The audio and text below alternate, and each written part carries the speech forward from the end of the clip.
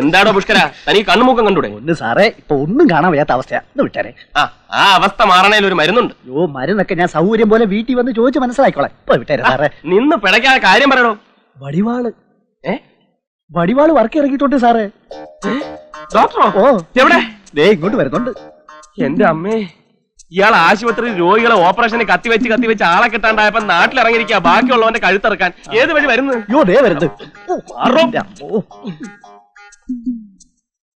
എടോ രാജശേഖര, എടോ അവിടെ നിക്കണോ? എടോ അവിടെ നിക്കാൻ ഒരു കാര്യം പറയാനുണ്ട്. ഇവൻ എങ്ങോട്ടാ ഈ കിടന്ന് ഓടുന്നത്? കണി കണ്ടത് എന്റെ ദൈവമേ, ഏറ്റ് പാരാവുന്ന ലക്ഷണം. ആര് പൂട്ടിയിട്ടത്? അയ്യോ രാജശേഖര, തന്നെ ഞാൻ എത്ര വിളിച്ചു. ഞാൻ കേട്ടില്ല. എടോ അവിടെ ഒരു വയസ്സനും വയസ്സിയും മാത്രമേ ഉള്ളൂ. താൻ വല്ലപ്പോഴും ഒക്കെ അതിലെ ഒന്ന് അങ്ങോട്ട് വന്നാൽ ഒരു സ്മോളും അടിച്ച് നമുക്ക് വല്ല കൊച്ചു വർത്താനം പറഞ്ഞു. അല്ല, ഞാൻ അങ്ങോട്ട് വരണമെന്ന് പറഞ്ഞിരിക്കും. അയ്യോ ഇപ്പഴോ? ഇപ്പൊ കണ്ട സ്ഥിതിക്ക് മറ്റൊരു ദിവസം ആകാം. അല്ല, താൻ എന്താ ഇത്ര ധൃതിയായിട്ട് ഓടിയത്? അത് പിന്നെ രേവതി കുട്ടിക്ക് അവൾക്കെന്താ? ഒന്നുമില്ല, എന്തെങ്കിലും ഉണ്ടാവുമോ എന്നൊരു സംശയം. ഞാൻ പരിശോധിച്ച് മരുന്നിന് എഴുതി തരാം. അവൾക്ക് ഒരു കുഴപ്പമില്ല. She is perfectly all right. താൻ അവളുടെ കാര്യത്തിൽ ഇത്രയധികം ടെൻഷൻ എടുക്കേണ്ട യാതൊരു കാര്യമില്ല. ഒരു കല്യാണമൊക്കെ കഴിഞ്ഞ് ഒരു കുട്ടിയൊക്കെ ആയി കഴിയുമ്പോൾ കുറച്ചുകൂടെ ഒരു പക്വത വരും. അപ്പൊ അതോടുകൂടി മാറാവുന്ന സൂക്കേടേ ഉള്ളൂ അവൾക്ക്. രേവതിയെ ചികിത്സിക്കുന്ന സൈക്കാട്രിസ്റ്റ് ഇത് തന്നെ പറഞ്ഞു. ഓഹോ. ബൈ ദ വേ, ഇൻ 1968 ഞാൻ നമ്മുടെ ഹോളി ക്രോസ് ഹോസ്പിറ്റൽ തുടങ്ങിയടാ. അപ്പോ ഒരു മേരിക്കുട്ടിയുടെ കാര്യമല്ലേ? അത് തനിക്ക് എങ്ങനെ അറിയാം? പറഞ്ഞിട്ടുണ്ട്. ഞാനോ? അതെ, ഒരു 5-6 പ്രാവശ്യം. ഓ, അത് ഞാൻ ചിലപ്പോ പറഞ്ഞു കാണും. അതെ. പിന്നെ അത് കഴിഞ്ഞപ്പോ മാത്യു തരകൻ. ഓ, അത് ഞാൻ പറഞ്ഞതല്ലേ. 8 പ്രാവശ്യം പറഞ്ഞു കാണും. അല്ല, നമ്മുടെ ജോണിക്കുട്ടിയല്ലേ ആ പോന്നത്? അയാൾക്ക് എന്തോ വയറ്റ് വേനയാണെന്നോ ഡോക്ടറെ കാണണമെന്നോ എന്തോ ഓപ്പറേഷൻ വേണമെന്നൊക്കെ പറയുന്നത് കേട്ടു. ജോണിക്കുട്ടി, ഇയാളെന്താ ഡീസൽ വാങ്ങിക്കാൻ പോണ ഡ്രൈവറുടെ മാതിരി ഓടുന്നത്? രാജശേഖര, ഇവൻ ഇതെവിടെ പോയി? കിഴക്കുന്ന് വന്നുമില്ല, ഒറ്റാലി കിടന്നതും പോയി എന്ന് പറഞ്ഞ മാതിരിയായി. വന്ന് ഒരെണ്ണത്തിന് കയ്യിലോട്ട് കിട്ടുന്നില്ല. ഓ എന്റെ കർത്താവേ. അല്ലേ ചേച്ചി, ഡോക്ടർ എവിടെ പോയി? ഡൊമിനിക്ക് ജർമ്മനിയിലല്ലേ? അതല്ല ഞാൻ ചോദിച്ചത്, വർക്കി സാറിന്റെ കാര്യമാണ്. എനിക്ക് എപ്പോഴും ഡൊമിനിക്കിന്റെ കാര്യം എന്റെ മനസ്സിൽ. റോസ് കുട്ടിയും ജർമ്മനിന്ന് വിളിയോട് വിളിയാ. അപ്പച്ചനും അമ്മച്ചും ഞങ്ങളുടെ കൂടെ വന്ന് താമസിക്കുന്നു. അതല്ല, അങ്ങേര് പറയുന്നത് എന്താണെന്നറിയോ? വയസ്സുകാലത്ത് ഇവിടെ എങ്ങാനും കിടന്ന് മരിച്ചാ മതി. എന്റെ ചേച്ചി ആ കുന്ത്രാണ്ട് എടുത്ത് കാതിൽ വെച്ചേ. ഇതൊന്ന് എടുത്ത് കാതിലോട്ട് വെക്കാൻ. ഇതങ്ങോട്ട് നേരത്തെ വെച്ചൂടായിരുന്നോ ചേച്ചി? അത് ഞാൻ പേടിച്ചാലും ഞാൻ തഴിച്ചു വെച്ചിരിക്കുന്നത്. ചേച്ചിക്ക് ഇത്ര പേടിയാണെങ്കിൽ ഞങ്ങളുടെയൊക്കെ അവസ്ഥ എന്തായിരിക്കും? അല്ല, ഇതാരെ ലീലാമ്മയോ? ചേട്ടൻ വന്നു, ഞാൻ ചായ എടുത്തു കൊടുക്കട്ടെ. ഇവളൊന്ന് മിനിങ്ങിട്ടുണ്ടല്ലോ. അസലായിട്ട് തടിച്ചിട്ടുണ്ട്. ഇപ്പൊ ഇവളെങ്ങോട്ടൊക്കെ വരാറുണ്ടോ? നിങ്ങളില്ലാത്തപ്പോ അവൾ ഇവിടെ വരാറുണ്ട്. ഇപ്പൊ അവൻ അവളെ പിടയ്ക്കാറില്ല. ഇല്ലാന്നോ തോന്നണേ. ഞാൻ ഇങ്ങോട്ട് വരണ വഴിക്ക് നമ്മുടെ ജോർജിന്റെ വീട്ടിലൊന്ന് കയറി. അപ്പൊ ഈ കേന്ദ്ര സർക്കാർ എണ്ണക്കുരുവായിട്ട് നാളികേരത്തെ പ്രഖ്യാപിച്ചതിൽ അവൻ ഭയങ്കര സന്തോഷത്തിലിരിക്കുക. കാരണം എന്താന്ന് വെച്ചാൽ അവന് ഇത്രയും നാളികേരം ഉണ്ടല്ലോ, ഒറ്റപിടി കാശും കിട്ടൂല. ഇന്ന് മത്സ്യമല്ലം കിട്ടിയാതെ ഇന്നലത്തെ മാതിരി തന്നെ.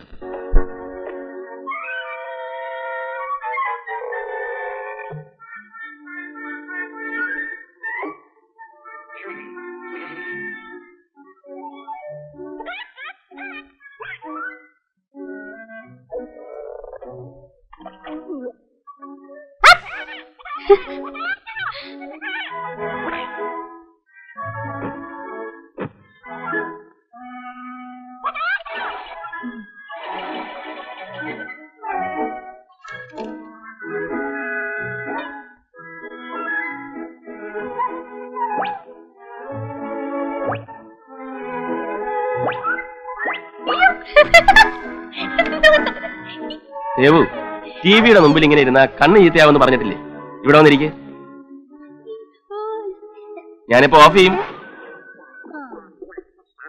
ഇവിടെ അങ്ങനെ മിടുക്കി.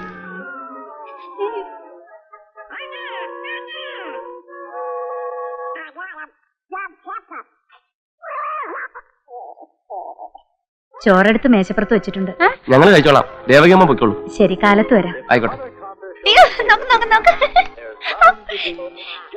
അല്ല, രേവതിക്കുട്ടിക്ക് ഊണ് കഴിക്കണ്ടേ? ഇപ്പൊ എന്നെ കണ്ടിട്ട് ചോറിനാവേ. അല്ല, ഇനി ചോറുണ്ടിട്ട് കാണാം. ഇപ്പൊ വേണ്ടത് കണ്ടിട്ട് അത് വേണ്ട. ചോറിനാ. ഇപ്പൊ വേണ്ടത് കണ്ടിട്ട് ചോറിനാവും.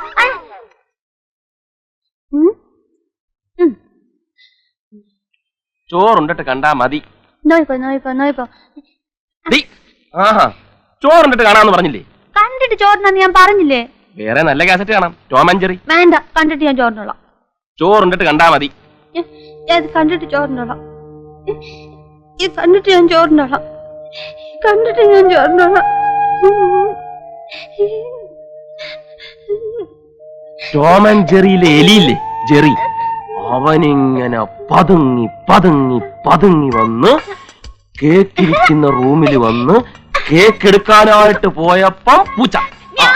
ആ, ഓ,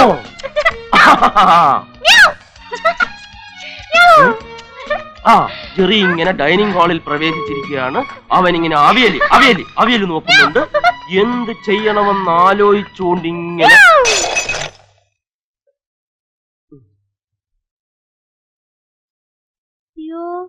എന്താ ഇത്?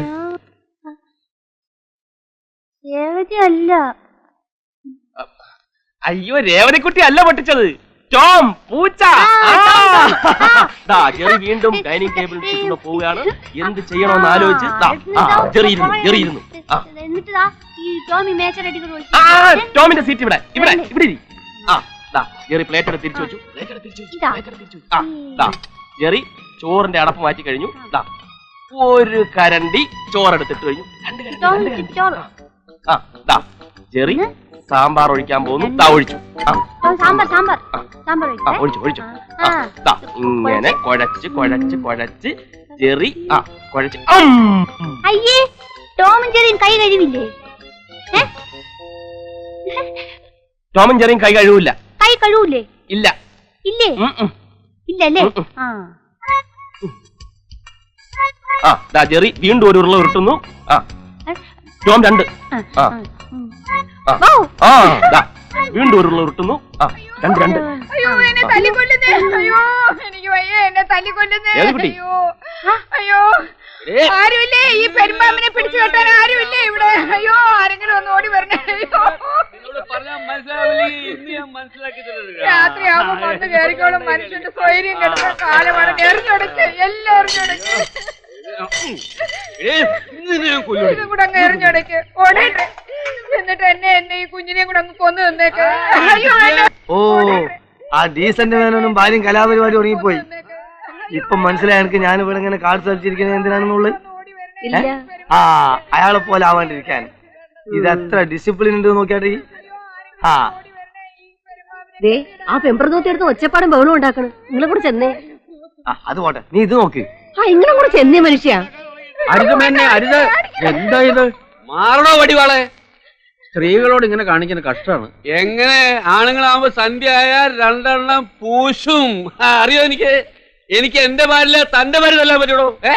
അങ്ങാടി തോറ്റാൽ അമ്മയോടൊന്ന് പറഞ്ഞു കേട്ടിട്ടുണ്ട്. ആരോടും ദേശം കെട്ടോടെ തലയിലാണ്. മേലെ ഇനി നിങ്ങൾ നിർത്തിയിട്ട് എന്റെ സ്വഭാവം മാറും. അപ്പൊ തനിക്ക് 2 സ്വഭാവം ഉണ്ടോ? അടിച്ച് കൊല്ലേ. ഇയാൾ എന്ത് ഡീസന്റ് വേനാണ്.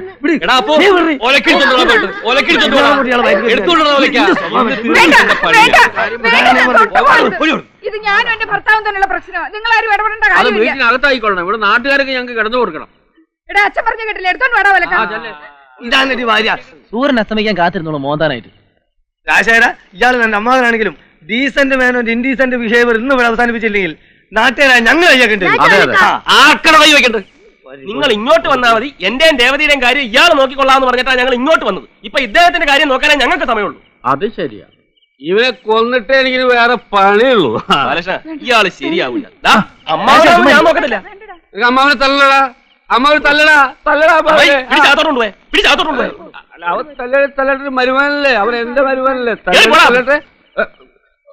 അത് എന്നോടാവില്ല, അക്ബറിനോടാവും. ലോകത്ത് പല കള്ളുടിയന്മാരെ കണ്ടിട്ടുണ്ട്, പക്ഷെ ഇതുപോലെ ഒരുത്തിന് ആദ്യമായിട്ടാ കാണുന്നത്. രാത്രി മനുഷ്യനെ കിടന്ന് ഉറങ്ങാനും സമ്മതിക്കത്തില്ല. അതാണ് ഞാൻ പറഞ്ഞത്. ഏതായാലും ഉറക്ക് പോയി. ഇനി നമുക്ക് ഉറക്കം കിട്ടില്ല. ഒരൊറ്റ റൗണ്ട് നോക്കിയോ? അല്ല രാജശേഖര, എനിക്ക് വളരെ സീരിയസ് ആയിട്ട് ഒരു കാര്യം പറയാനുണ്ട്. അല്ല ഡോക്ടർക്ക് പറയാനുള്ളത് ബാലകൃഷ്ണനോട് പറഞ്ഞാൽ മതി. രാവിലെ ഞാൻ കേട്ടോളാം. വീട്ടിൽ രേവ തനിച്ചേ ഉള്ളൂ. Okay, good night. Okay Balakrishna, ഞാൻ പറയണത് എന്താന്ന് വെച്ചാൽ, അയ്യോ എന്റെ വീട്ടിൽ അമ്മ തനിച്ചേ ഉള്ളൂ. ആയിക്കോട്ടെ മോനെ, ഒരൊറ്റ ചീട്ട് റൗണ്ട്. കളിക്കാനോ? ഡോക്ടറുണ്ടല്ലോ, നിങ്ങൾ തമ്മിലാകുമ്പോ ചീട്ട് കളിക്കാൻ ചെയ്യാൻ കാര്യം പറയാം. ഞാൻ പോട്ടെ. ലൈഫ് ഈസ് പ്ലാൻഡ് എൻജോയ് എന്നാണ്. നമുക്ക് നോക്കാം. അതൊക്കെ ശരിയാ. പക്ഷെ ഈ ചീട്ടിന്റെ ലൈഫ് ഹിസ്റ്ററി അറിയാവും. 1864 ചൈനയിലാണ് ഇതിന്റെ ഉത്ഭവം. ചിയാങ് കൈഷേക്കിനും കുടുംബത്തിനും ഇരുന്ന് സമയം കളയാൻ വേണ്ടി കളിക്കാൻ ഉണ്ടാക്കിയതാണ് ഈ ചീട്ട്. അന്നത്തെ ചീട്ട് ഇത്ര ഉള്ളതല്ല, ഇത്ര ഉണ്ടായിരുന്നു. തടിയിലായിരുന്നു ചീട്ടുണ്ടാക്കിയത്.